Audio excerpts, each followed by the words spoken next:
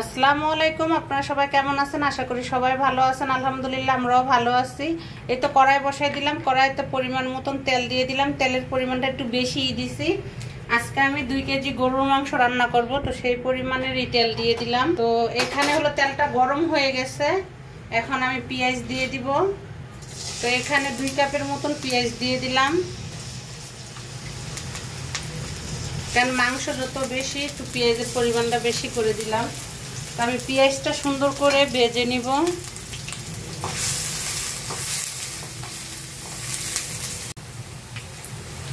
তো পেঁয়াজটা নরম হয়ে গেছে সুন্দর মতন। তো এখন হলো আমি আদা রসুন বাটা দিয়ে দিব। তো এখানে হলো আমি 2 কেজি গরুর মাংসের জন্য আদা আর রসুন দিয়ে দিচ্ছি।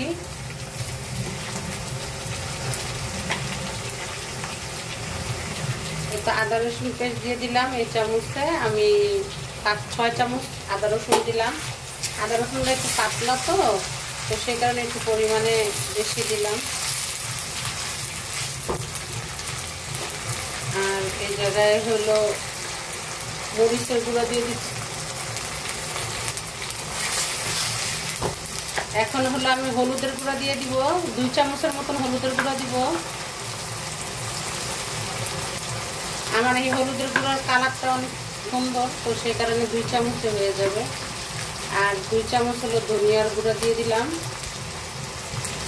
আর উঁচু করে 2 চামচ আমি মরিচের গুঁড়া দিব, একটু ঝাল ঝাল করে রান্না করব।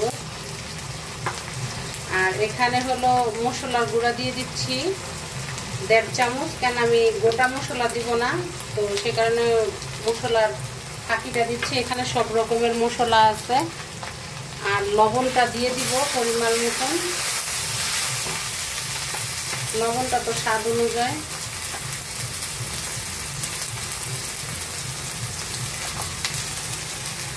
আর এখানে হলো আমি গরম পানি দিয়ে দিচ্ছি মশলাটা কষানোর জন্য, যেন না পুড়ে যায়। ভালো করে মশলাটা কষাই নিব।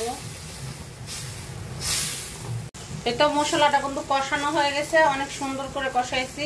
মশলা যত ভালো কষানো হবে ততই মাংসের টেস্টটা ভালো আসবে। তো আমি অনেক সুন্দর করে কষাই নিয়েছি মশলাটা। আর হলো উপরের দিকে কিন্তু তেলটা উঠে গেছে। এখন চুলার আঁচটা আমি কমাই রাখছি। আর এখানে হলো আমি মাংস নিয়ে নিয়েছি। এখানে 2 কেজি মাংস আছে, গরুর মাংস, সাথে একটু কলিজাও আছে। তো আমি মাংসটা দিয়ে দিচ্ছি।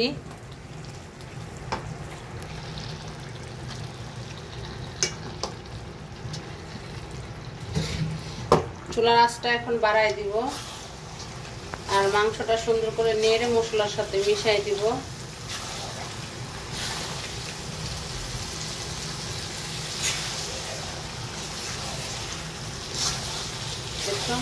সুন্দর করে নেড়ে দিব যেন নিচে না লেগে যায়।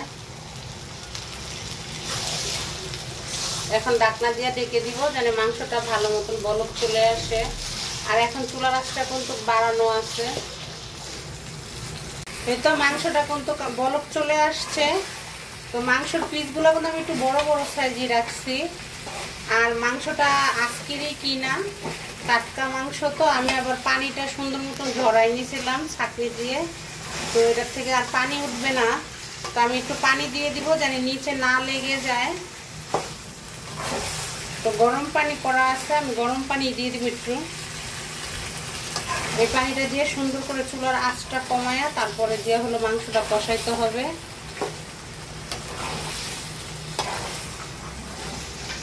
চুলার আঁচটা কিন্তু আমি কমাই রাখছি। তো এইভাবে ঢাকনা দিয়ে ঢেকে ঢেকে রান্না করলে দ্রুতভাবে মাংসটা সিদ্ধ হয়ে যাবে। আর মাংসের সাইজটা যত একটু বড় বড় সাইজ রাখছি, তো সে কারণে একটু টাইমও লাগবে সিদ্ধ হইতে।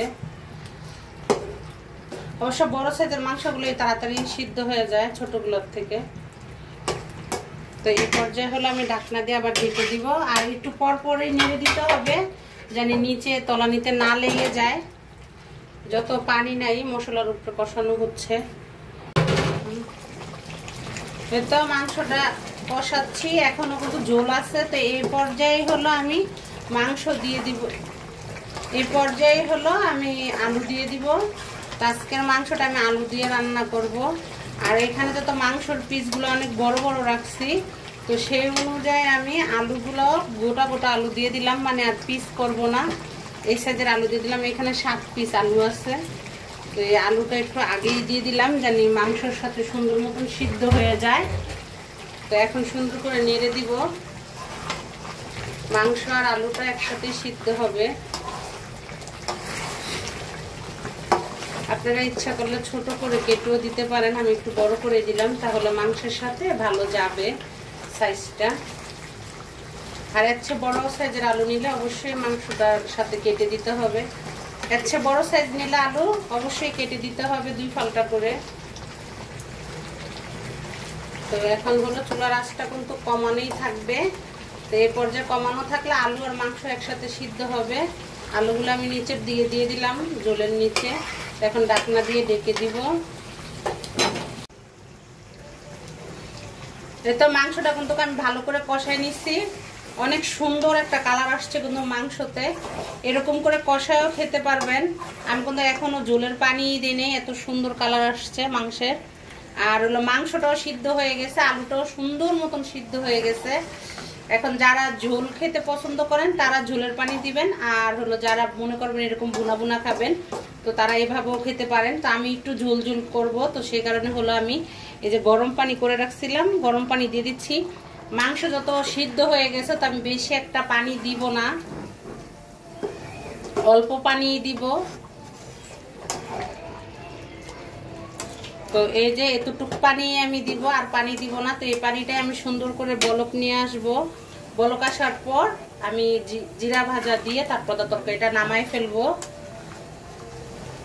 এই তো তরকারিটা কিন্তু বলক চলে আসছে। তো এখন হলো আমি চুলার আঁচটা একটু কমাই দিব জানি উপরের দিকে তেলটা উঠে যায়।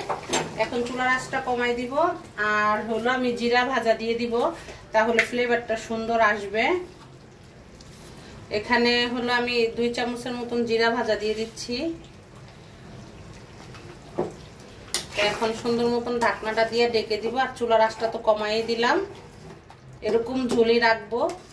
তো চুলার আঁচটা কমাই দিলে কি হবে, ঢাকনা দিয়ে ঢেকে দিলে উপরের দিকে তেলটা উঠে যাবে। এতো আমার মাংসটা কিন্তু রান্না করা হয়ে গেছে। আর হলো আমি যত জিরা ভাজা দিয়ে দিছি তো তরকারির ঝোলটাও একটু কমে গেছে। এখন আমি এরকমই ঝোল রাখবো। তো চুলাটা আমি এই পর্যায়ে অফ করে দিব। এতো আমার গরুর মাংস রান্না করা হয়ে গেছে। তো এইভাবে হলো আলু দিয়ে আপনারা গরুর মাংসটা ভুনা করে খেতে পারেন। এই তরকারিটা অনেক টেস্ট হয় এভাবে রান্না করলে। তো ইচ্ছা করলে যাদের ইচ্ছা যে পাতলা ঝোল খাবেন তারা পাতলা ঝোলও করতে পারেন। আমি একটু ঘন ঘন ঝোলটা করছি। যদি আপনাদের কাছে ভালো লাগে তাহলে লাইক করবেন, শেয়ার করবেন, কমেন্ট করবেন, সাবস্ক্রাইব করবেন। আসসালামু আলাইকুম।